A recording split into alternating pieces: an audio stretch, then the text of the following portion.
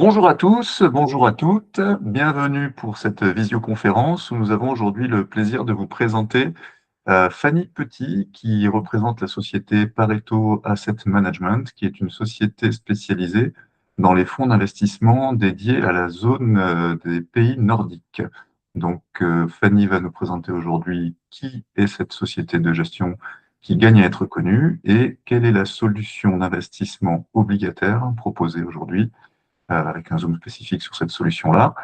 Et peut-être on aura l'occasion de parler des autres solutions une prochaine fois. Bonjour Fanny, merci d'avoir accepté cette invitation. Est-ce Avec que vous, plaisir. est-ce que vous pouvez peut-être commencer par nous expliquer un peu qui est la société Pareto Asset Management? Oui, alors Pareto Asset Management, on a un gestionnaire de fonds norvégien.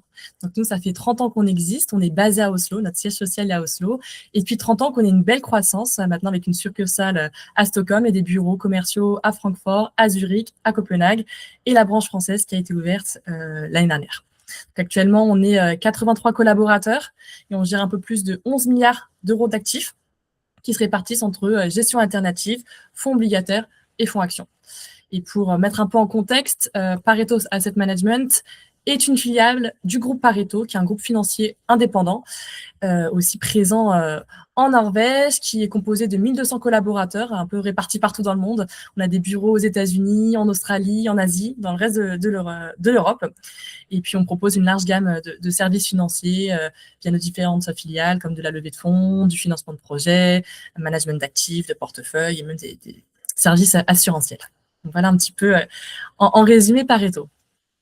Donc c'est quelque chose d'assez gros, quoi. C'est pas une Oui. société de gestion créée Ah oui, il y a trois ans. en Norvège, on est très bien connu. Pareto Asset Management, c'est le 5e plus gros asset manager en Norvège. Et notre filiale, par exemple, Pareto Securities, qui est une banque d'investissement, c'est un acteur majeur, surtout sur le marché nordique high yield. C'est le premier émetteur d'obligations sur ce marché-là. Donc, on est assez bien réputé en Norvège et dans les pays scandinaves en général.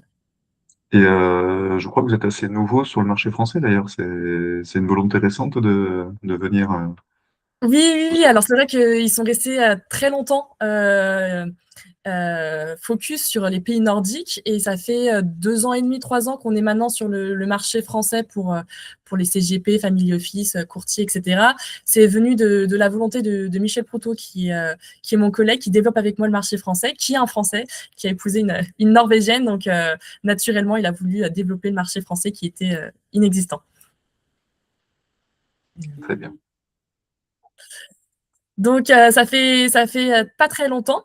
Mais en tout cas, quand on a voulu venir sur le marché français, on avait quand même un objectif en tête, c'était de vous permettre une exposition sur les pays nordiques. Donc pour nous, les pays nordiques, c'est les 5 pays que vous voyez là. C'est la Suède, la Norvège et le Danemark, qui sont en fait les pays scandinaves, donc les anciens pays vikings. Et en plus, la Finlande et l'Islande. Dans une moindre mesure. Mais ce qui est intéressant dans cette région du monde, qui est une toute petite région du monde, hein, c'est 0,3% de la population mondiale, c'est que c'est une région qui a su créer des géants qu'on connaît tous. Alors, j'ai mis quelques exemples. Ikea, c'est le premier auquel on pense quand on pense aux pays nordiques, à la Suède, etc. Mais il y a aussi d'autres grosses sociétés comme Spotify, H&M, Volvo, AstraZeneca, qui sont des acteurs, des entreprises mondiales qu'on connaît tous, qu'on côtoie au quotidien, sans avoir forcément conscience que ça vient de cette région du monde. Donc ça, c'est quelque chose qui est très intéressant. Malgré leur petite taille, ils ont réussi à comme leurs ancêtres vikings, on va dire, à s'exposer, à s'exporter sur le marché mondial. Mais surtout, ce qui est intéressant, c'est leur orthodoxie financière, c'est leur stabilité économique.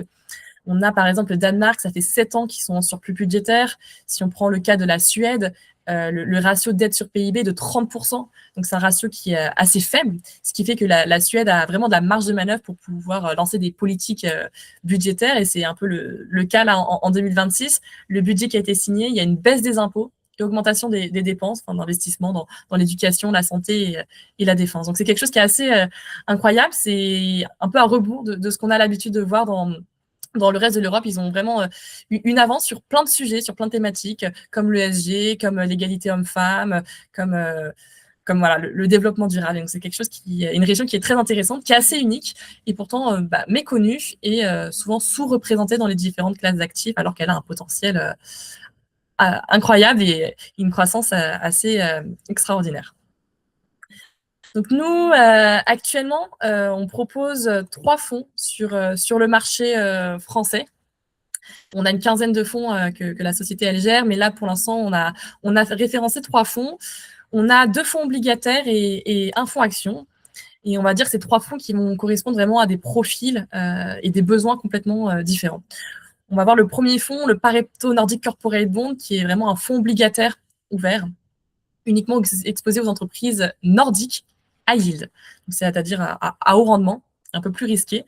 Et c'est un fonds qui performe très bien et qui est aussi surtout très résilient dans les marchés baissiers. Et c'est pour ça qu'il est fortement apprécié. Je vous en parlerai un peu plus en détail plus tard. C'est vraiment ce fonds-là que je vais vous présenter aujourd'hui. Mais sinon, on a aussi 2 autres fonds. On a le fonds Pareto Nordic Cross Credit, qui est aussi un fonds obligataire d'entreprises nordiques. Mais là, on va être un peu plus sur du cross-credit, donc on va avoir des entreprises high yield et des entreprises investment grade, donc des entreprises plus sûres. Et ça va être un fonds qui va pouvoir être préconisé si vous avez besoin d'un fonds d'attente ou d'un fonds un fonds de trésorerie, parce que vous pouvez rester sur un horizon de placement assez court, 6 mois, 1 an. Et puis ensuite, si vous avez un profil plutôt dynamique, on a le fonds Pareto Småbolags Fonds. Alors, Småbolags Fonds, ça peut paraître un peu barbare, ça veut dire small cap en suédois. Et donc, c'est un fonds qui est là pour capturer vraiment quelque chose de très différenciant, qui est le marché suédois, uniquement suédois, de petite et moyenne capitalisation. Voilà, c'est un fonds qui performe bien, qui a 10 ans et qui a une performance annualisée de 14,2% sur les 6 dernières années. Donc voilà, on a des profils différents. Un fonds, le corporate bond pour les profils plutôt équilibrés et prudents, le cross credit plutôt pour la trésorerie d'entreprise et le small bolags fonds pour les profils plutôt dynamiques. Donc aujourd'hui, je vais vous présenter le corporate bond. Le fonds corporate bond, donc comme je vous ai dit, c'est un fonds obligataire d'entreprise à yield. Et c'est un fonds qui est bien apprécié parce que c'est un fonds qui est très résilient dans les marchés baissiers. Je vous expliquerai un peu plus en tard pourquoi. Mais en tout cas, là, c'est pour imager mes propos. C'est un graphique qui représente le crack obligataire de 2022. À l'époque, beaucoup de fonds obligataires ont fait moins 15, moins 20%. Et donc, ont mis 2-3 ans à retourner en territoire positif. Nous, on a réussi à maintenir au maximum, enfin au minimum, à moins 5%, ce qui fait que sur l'année, on était à moins 2,4. Donc, on a vraiment su limiter la perte. Et comme la perte a été limitée, on est retourné en territoire positif très rapidement. Donc, c'est pour ça qu'on est qualifié de SRI2, donc c'est-à-dire un fonds assez peu volatile. Mais, à contrario, on propose quand même des profils, enfin des rendements assez intéressants quand les marchés sont en bonne santé et sont aussi. Donc là, actuellement, alors... Pardon, excuse-moi, je vous ai interrompu. Qu'est-ce qui explique cette bonne résilience pendant cette crise-là? C'est la faible duration des obligations, c'est ça? C'est C'est leur ça. durée... En fait, il faut savoir, alors déjà la diversification, mais je vais venir directement sur cette slide-là, c'est que la particularité des pays nordiques, c'est qu'ils se financent à taux variable. Aussi bien les ménages que les entreprises se financent à taux variable, donc aussi bien les prêts que les obligations sont à taux variable. Donc comme on est à taux variable, on a une faible sensibilité au taux. Donc quand les taux ils s'écartent comme il s'est passé en 2022, nous on est très peu sensible, on a cette adaptation. Donc au prochain versement de coupons, en fait, les coupons vont avoir cette augmentation également de taux qui va faire que on va compenser la perte du prix par rapport à des fonds qui en sont à taux fixe. Voilà, on a une duration dans ce portefeuille de 1 an. C'est ce qui explique. Et surtout aussi, on a une maturité assez courte dans le portefeuille. On a des obligations en général qui ont une maturité de 2,5 ans, 2 ans et demi. Et ce qui fait qu'on a constamment un flot de la trésorerie, en fait, du cash qui vient, qui a de nouveau à investir. Et donc, quand il y a des événements un peu de volatilité, ça crée des opportunités dans lesquelles on peut investir parce qu'on a le cash et l'argent au bon moment pour pouvoir réinvestir. C'est ça qui explique la faible volatilité. Après, on l'explique également parce qu'on est diversifié.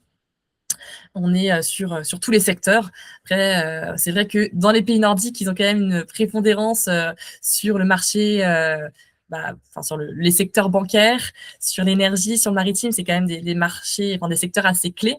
chez eux, mais sinon, nous, on ne fait pas de paris sectoriels, on ne fait pas de paris tout simplement géopolitiques ou macroéconomiques, parce que pour nous et pour nos gérants, le principal et la performance vient de la qualité des entreprises.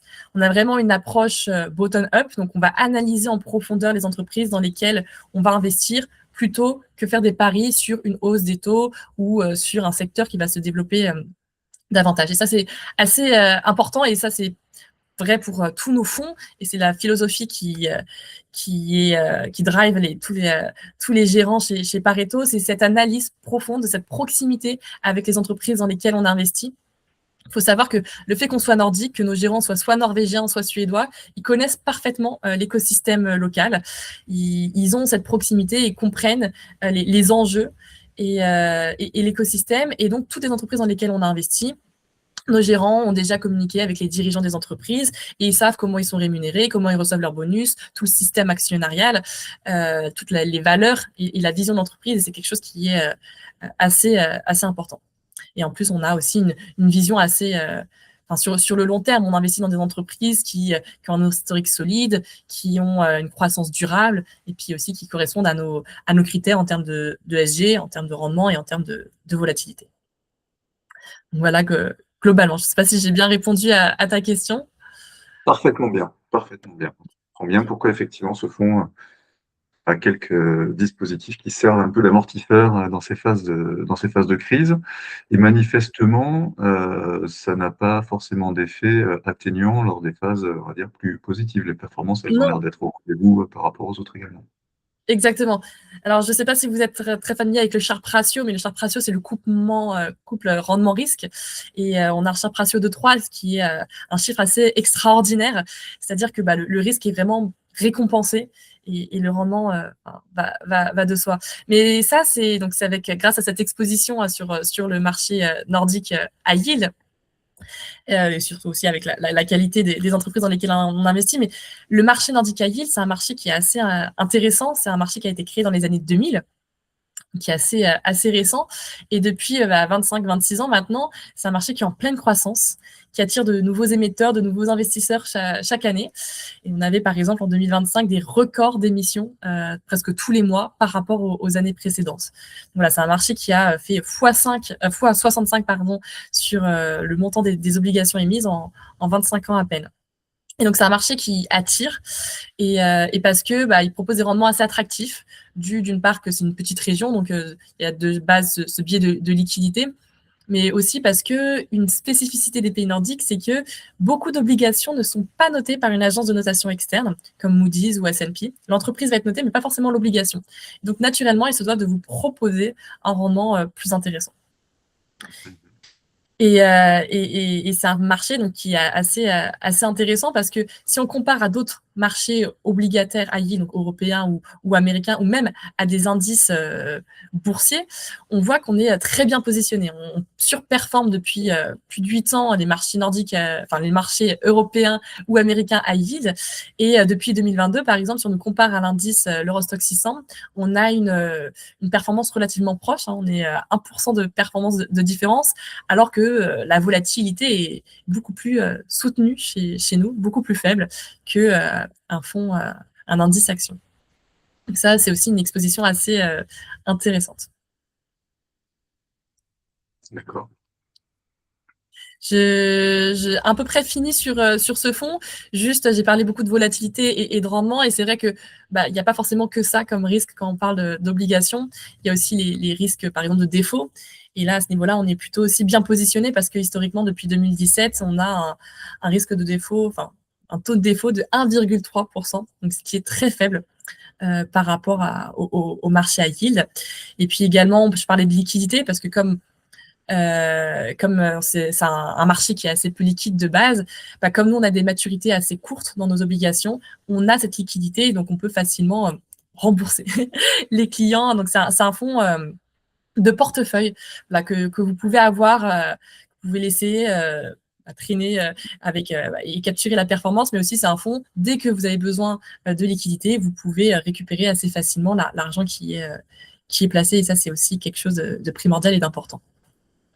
Il est d'une taille assez conséquente, hein. Je crois que vous mettiez 1,7 milliard en début de présentation, il me semble. Exactement, 1,7 milliard ce fonds, exactement. Gros fonds quand même, 1,7 milliard, c'est quand même vrai. Peut-être en termes de détention, de souscription, comment on fait si on est intéressé par ce fonds, comment est-ce qu'on y accède, quel est le montant minimum de souscription, est-ce qu'il y a des frais, des périodes de blocage, comment ça se passe? Moi, je suis un investisseur, j'ai envie d'investir chez vous. Où je le Alors, fais, en général, beaucoup investissent via les assurances vie. Donc, Mhm. sur ce fonds, on est presque chez tous les assureurs. On est en cours de référencement également chez Vie+. Mais il n'y a que AXA pour l'instant, chez qui on n'est pas encore, et Abeille, mais sinon chez Cardiff, chez Swiss Life, chez Selentia, chez UAF Life, chez je ne sais pas qui est d'autres, j'ai oublié, mais en tout cas chez tous les assureurs principaux, donc en assurance vie, et puis sinon en compte titre. UAF Live, ça intéressera beaucoup nos clients parce que ce sont des contrats qu'on utilise beaucoup. Compte titre, peut-être également pour les trésoreries d'entreprise, est-ce que ça peut se souscrire en compte titre? C'est vrai qu'on préconise plutôt le deuxième fonds qui a vraiment la même philosophie d'investissement, qui est exposé aussi au même univers d'investissement d'entreprises nordiques. C'est un fonds qui va être avec des obligations encore moins risquées, donc la volatilité encore plus faible, on sera à 0,80% de volatilité. Donc on pourra peut-être plus le préconiser pour la trésorerie d'entreprise si vous avez vraiment besoin d'un fonds un fonds d'attente sur 6 mois, 1 an. Après, au-delà d'1 an et demi, c'est vrai qu'on peut se repositionner sur le corporate bond parce que pareil, il a une volatilité assez faible de 1,3% sur les 3 dernières années. D'accord, on peut faire un peu des deux pour Exactement. avoir des maturités différentes. Donc oui, la différence, on a dit, entre les deux, c'est surtout le rating L'horizon de des placement. questions. On est sur de l'investment grade, peut-être, sur le cross-crédit. Exactement. On est actuellement à 70% investment grade. Après, c'est du cross-crédit, donc c'est pas un fonds investment grade. C'est juste qu'actuellement, les circonstances font que c'est plus sûr pour nous de se mettre sur du investment grade parce que le risque n'est pas encore assez rémunérateur pour nos gérants. Mais dans le passé, on était à 50% investment grade, 50% high yield. Quel est le montant minimum pour accéder à ces deux fonds? 0. Enfin, 1 euro. 1 euro. Il n'y a pas de frais d'entrée, il n'y a pas de frais de sortie, il n'y a pas de frais de surperformance. On a 1% de frais de gestion pour le corporate bond et 0,7 pour le cross-crédit. Les performances qui sont affichées, ce sont les performances nettes de frais de gestion ou brutes de frais de gestion? Alors, les rendements sont bruts, mais les performances sont nettes. C'est vrai que j'ai pas eu le temps d'actualiser pour le mois de mai, mais oui, les performances sont nettes et le rendement, c'est à l'heure actuelle combien on peut espérer avoir dans 1 an. Faut savoir que c'est à titre indicatif. C'est un fonds qui est géré activement, donc il va y avoir des nouvelles obligations qui vont être émises. Comme je vous ai dit, il y a un flux constant de trésorerie, de cash, et donc des nouvelles opportunités. Il va y avoir des obligations qui vont être rappelées. Donc c'est à titre indicatif. Il faut savoir que l'année dernière, en 2025, on espérait aussi 5,5% de rendement embarqué brut, et finalement on a eu 5,7% de performance nette. Donc on a quand même réussi à avoir 1% de performance en plus, on va dire. D'accord, très bien. Donc là, cette année, on est sur 3,9 de performance brute potentielle pour le cross-crédit Oui. Et 5,5 pour le corporate bond, mais ça peut être un peu plus ou ça peut être un peu moins. Exactement. C'est ce que les éléments actuels permettent de projeter pour la fin d'année, pour laquelle il peut encore y avoir plein d'événements divers et variés qui pourraient impacter le marché des taux. D'accord, très bien. Donc, on est en assurance vie, on est en compte titre, on peut éventuellement le mettre en assurance vie luxembourgeoise, puisqu'on est sur du fonctionnement similaire au compte titre. Donc, en résumé, on a donc une solution de placement qui est liquide, qui n'est pas à capital garanti, donc qui comporte certains risques. On peut envisager effectivement de faire une perte dessus, c'est pas libellé dans le contrat, même si historiquement, ça s'est plutôt bien passé. On a une performance qui est assez compétitive par rapport à des solutions comme ça, série 2 et court terme, et une diversification sur une zone économique qui est plutôt bien gérée et qui laisse présager qu'elle sera encore probablement relativement saine dans quelques mois, quelques années. C'est bien ça? Exactement, très bien résumé. Tu Bon, connais super. parfaitement. Impeccable. Super. Eh ben, écoute, merci beaucoup Fanny pour cette présentation. On parlera peut-être du Smobolax Fund une prochaine fois. J'ai Avec bien plaisir. prononcé. Oui, oui, presque. Non, non, c'est très bien, c'est très bien, c'est très bien. Et, Ça paraît donc, plus barbare que ça ne l'est, le nom. oui, c'est surtout le A Oui. avec le petit rond dessus qui est un peu perturbant, mais sinon le reste, ça va plutôt bien. Merci beaucoup pour cette présentation. C'était très, très précis, très, très intéressant et j'espère que ça va inspirer nos clients pour éventuellement diversifier leur patrimoine sur la zone des pays nordiques. Merci. Merci. À très bientôt. À bientôt.